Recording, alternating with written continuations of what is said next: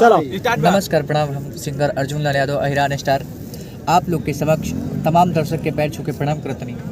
और ई एगो हम खास बात कहे जा रहल बानी जल कि Saran SDM AND public school centre पड़ल बा एग्ज़ाम सेंटर के। एमे बहुत बड़ एगो साजिश हो रहल बा। ई मतलब कि एगो खिलवाड़ हो रहल बा लड़का लोग के भविष्य के साथ, तमाम स्टूडेंट के भविष्य के साथ, कि कम से कम एक बार इतना ना करे के चाहे कि सभी बच्चे के जो भी आवत तरी, जिनका नाम अंजना रंजन है, सबके एक बार स्पेल मारा तरी। तो ऐसे अगर कोई भी त्रुटि होके छोट बालक समझ के सिंगर दबंग पावर अहिरान स्टार के क्षमा करब जा। और उनका ऊपर हम एगो गाना गावे जा रहल बानी। और अगर वीडियो रोल के अच्छा लगे तो लाइक, सब्सक्राइब, शेयर, कमेंट कर ना भूलें।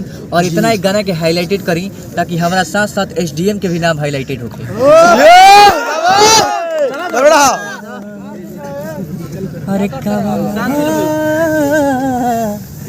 अरे कवाना तू कौना सेंटर पर तू गइलू ए मैडम, कौना सेंटर पर तू गइलू, कईगो के सपेल कइलू, के सपेल कइलू अंजना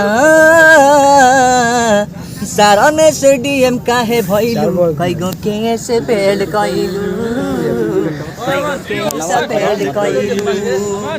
फसल बाने आई दान ई जान तारा ओढ़नी पर, डूब जाई तारा मोनानी पर। ओ 3 दिन आइलू सेकंड सिटी में, कईगो कैसा पहल कइलू, कईगो कैसे पहल कइलू।